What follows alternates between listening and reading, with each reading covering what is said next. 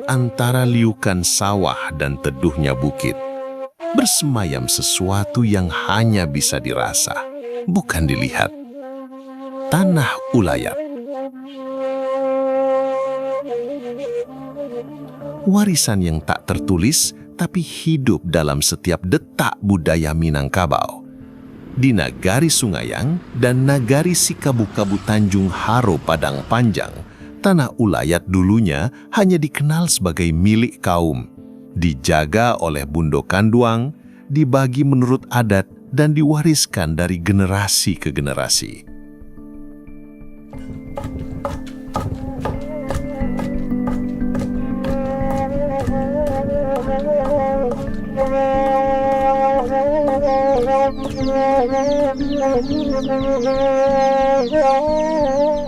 Tanah Ulayat merupakan hak komunal yang sebenarnya antara kesatuan masyarakat hukum adat dengan Tanah Ulayat itu tidak dapat terpisahkan, karena memang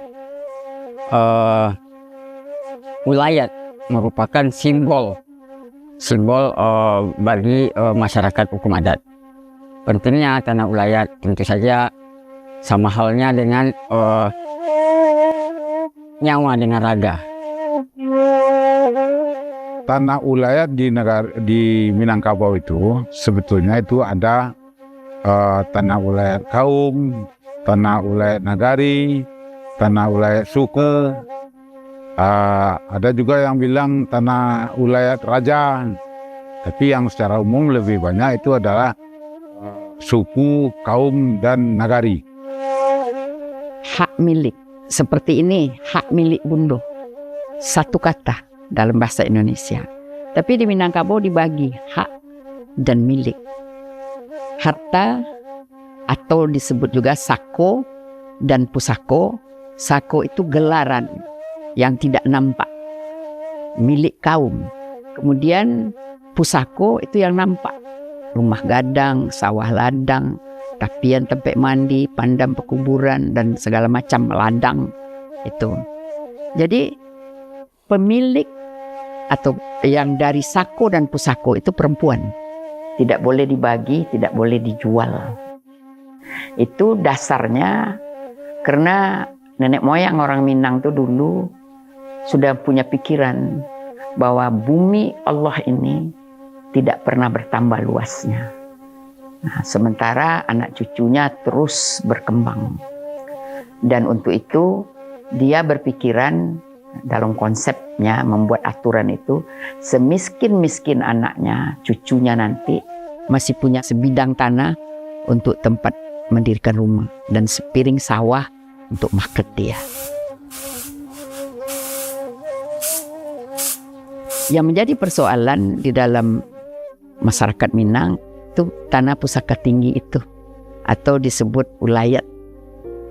Jadi terjadi pergeseran karena titik pandang melihat tanah ulayat itu hanya pada titik atau fokus ekonomi. Kalau fokus kita pendekatan ekonomi, itu ujung-ujungnya kan keuntungan untuk siapa? Tapi zaman bergerak dan perubahan tak selalu datang dengan pemahaman. Emang terjadi fenomena di negara kami itu penebangan pinus di rumah. Kami mencoba melaporkan kegiatan anak kemerdekaan kami menebang kayu secara masif, massal, dan ilegal. Yang kami sendiri pada waktu itu berbagai upaya sudah dilakukan, mulai dari sosialisasi, himbauan, penekanan segala macam, tapi tidak mendapat membuahkan hasil, sehingga kami mau tak mau melakukan upaya hukum. Saya menangis, kita menangis semuanya. Sebagai anak nagari tentu rasanya sebuah kerugian besar. Sehingga hari ini kondisinya dari 150 hektar lebih kurang hutan yang tadinya dipenuhi dengan hutan pinus, hari ini gundul. Ketika nanti pinus yang dibabat itu akarnya membusuk, tentu nanti akan terjadi kekosongan tanah, dan itu kita khawatirkan akan menyebabkan longsor Dan saya tidak bisa membayangkan kalau seandainya terjadi tanah longsor, siapa nanti yang akan bertanggung jawab untuk menyelesaikan sawah masyarakat yang tertimbun, yang mata pencaharian mereka itu bergantung ke sawah yang mereka kelola. Ternyata dalam hal gelar perkara, kendalanya subjek hak. Kami tidak bisa menyatakan kalau kami adalah pemilik hak atas tanah ulayat. Di dalam indise staatsrechtelijk sendiri ya, di dalam regering ya konstitusi dia Belanda itu sudah mengakui ada tanah ulayat, ada hak masyarakat komadat. Di dalam konstitusi kita juga begitu, di dalam undang-undang semua menyatakan mengakui. Tapi pertanyaannya itu seperti apa pengakuan itu dilakukan? Selama ini pengakuannya itu hanya sporadik. Pada saat orang butuh tanah, entah investor, entah negara, entah dan sebagainya, butuh tanah untuk kegiatan usahanya, maka pada saat perolehan tanah itu dia mengakui tanah ulayat, maka diganti rugi dari tanah ulayat itu. Apa yang terjadi? Yang terjadi adalah masyarakat komadat tidak lagi pernah memperoleh kembalinya ulayatnya setelah dipakai oleh pihak ketiga itu. Beralih haknya kepada pihak ketiga, didaftarkan sebagai HGU, sebagai HGB, sebagai apakai, maka habislah ulayat negara itu.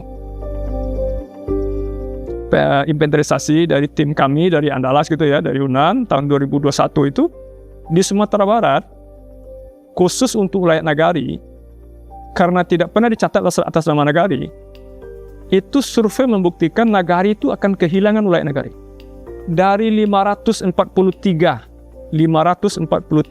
jumlah nagari sebagai masyarakat hukum adat di Sumatera Barat, hanya 219 saja lagi, kurang dari separuh, 30% berapa persen ya, yang masih punya tanah ulayat nagari berdasarkan pengakuan dari kerapatan adat nagari di masing-masing negari itu. Apakah tanahnya hilang? Enggak, tanahnya ada. Yang hilang statusnya, yang hilang penguasaannya dari nagari. Mengapa hilang penguasaan dari nagari? Penyebabnya adalah karena dia beralih kepada pihak ketiga, termasuk dibagi-bagi oleh personal individu tertentu di negari itu. Jadi pertanyaan itu, kalau begitu, agar tanah ulayat nagari itu bisa dilindungi keberadaannya, diabadikan keberadaannya, tidak hilang statusnya, dia harus dicatat sebagai tanah ulayat nagari. Dicatat itu namanya dilayani secara administrasi pertanahan. Nah, inilah sebenarnya dasar bagi kami untuk menerima pilot project. Harapannya sederhana saja, agar kami bisa mempertahankan tanah ulayat masyarakat adat itu dari orang-orang yang ingin merusak atau ingin mengganggu tanah ulayat itu. Dan hari ini alhamdulillah dengan sertifikat yang dikeluarkan atas nama kelembagaan adat, tentu ini adalah dasar yang kuat bagi masyarakat untuk mempertahankan tanah ulayat yang sudah kita miliki sejak ratusan tahun yang lalu. Yang dilanjutkan dengan penyerahan sertifikat hak pakai nomor 9 dengan luas. Kini, sesuatu berubah, tapi bukan untuk menghapus, melainkan memperkuat. Tahun 2023, tanah ulayat di dua nagari ini mulai disertifikasi melalui hak pengelolaan lahan atau HPL. Apa nama title kalau ulayat nagari itu didaftar atas nama nagari, karena nagari itu bukan sebagai pemilik tanah dan mungkin diberi hak milik begitu? Apa nama title atas nagari itu? Nah, disitulah muncul istilah hak pengelolaan untuk masyarakat hukum adat nagari yang kelembagaannya melalui kelembagaan adat di nagari. Terbitlah HPL sebagai title gitu. Jadi HPL itu hanya sebagai title administrasi dari proses pendaftaran tanah ulayat nagari, bukan mengubah statusnya dari ulayat nagari. Dia tetap ulayat nagari, cuman tercatat sebagai publisitas dia sebagai HPL yang cocok title-nya dengan yang ada di pelayanan pemerintah. Kalau pemerintah membuat pelayanan bahwa ada title ulayat, misalnya sertifikat tanah ulayat misalnya ya, mungkin nagari akan menempuh itu. Tetapi kan pelayanan hari ini yang ada itu kan berdasarkan PP 18 itu kan title-nya itu hak pengelolaan. Jadi tidak hanya negara, tidak hanya pemerintah, tidak hanya BUMN, BUMD yang bisa sebagai pemegang HPL atas nama negara. Nagari sebagai masyarakat hukum adat pun diberi kesempatan untuk menjadi negara di wilayah adatnya. Jadi negara tidak menggantikan nagari sebagai negara di wilayah adatnya, khusus tanah ulayatnya, tapi langsung diambil alih peran negara ini oleh Nagari sebagai salah satu masyarakat kaum adat. Saya melihat posisi HPL itu seperti itu. Karena HPL itu pengertian hukumnya secara hukum agraria adalah hak menguasai negara yang dilaksanakan oleh pemegang haknya. Jadi kalau nagari melaksanakan sebagai pemegang HPL, berarti nagari sebagai negara di wilayah adatnya. Inilah bentuk perlindungan hukum. Kita perlu, sangat perlu. Suatu saat kita akan meninggalkan dunia ini, yang kita sisakan apa? Yang kita sisakan adalah catatan positif bahwa kita telah mendaftarkan tanah ini untuk menjaganya demi anak cucu kita di masa depan. Itulah tujuannya pendaftaran tanah ulayat ini. Melalui Kementerian ATR BPN hingga saat ini sudah ada 10 sertifikat HPL tanah ulayat yang diterbitkan. Itu ada 6 di Kabupaten Tanah Datar, kemudian ada 3 di Kabupaten 50 Kota, dan kemudian ada 1 di Kota Pariaman. Ini bismillah adalah jalan kita, ikhtiar kita untuk mempertahankan tanah ulayat. Dari itu para nimama, para datuk semua yang telah mengambil kesimpulan bahwa tanah ulayat ini kita sertifikatkan sebuah kesimpulan yang cerdas. Karena tanah-tanah yang berperkara adalah tanah-tanah yang belum bersertifikat. Sungayang menjadi lokasi pendampingan pertanian oleh Kementerian ATR BPN. Sedangkan Sikabu-Kabu Tanjung Haro Padang Panjang membangun harapan melalui program ekowisata berbasis adat dan alam. Kita juga membekali sebenarnya masyarakat hukum adatnya bagaimana merencanakan, bagaimana membuat perencanaan terhadap tanah ini. Tanah ini tata ruangnya bisa untuk apa? Apakah bisa untuk pertanian, bisa untuk perumahan, bisa untuk pariwisata. Jadi itu sebenarnya kita mendampingi juga sampai di situ. Jadi pasca penerbitan hak HPL, hak ulayatnya itu pun sebenarnya kita dampingin terus gitu. Itu peranan BPN di situ.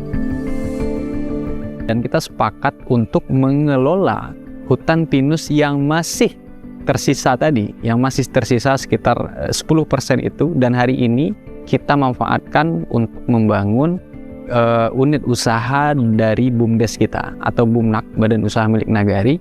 Kita dirikan di situ unit usaha coffee shop, dan alhamdulillah itu mendatangkan pendapatan asli Nagari, kemudian mendatangkan pendapatan untuk masyarakat adatnya dalam bentuk program, dan juga membuka lapangan kerja bagi masyarakat kita. Dengan adanya HPL Tanah Ulayat ini, kita bisa juga membuka kolaborasi asal kesepakatan bersama. Apakah itu baik itu nenek mama, pemerintah adat, pemerintah nagari, pemuda-pemudi, dan juga lembaga-lembaga yang terlibat di dalamnya gitu. Memberikan pemasukan yang lebih besar terhadap nagari atau desa ini, seperti itu. Nah, buktinya dengan adanya Polka seperti ini, tanpa merusak hutan, tanpa merusak lingkungan, kita bisa menghasilkan. Dalam 2 tahun, kita udah BEP, kita udah memberi lapangan pekerjaan kepada masyarakat, dan juga kita udah ikut serta lomba juga ke sana ke sini, alhamdulillah dapat juara seperti itu.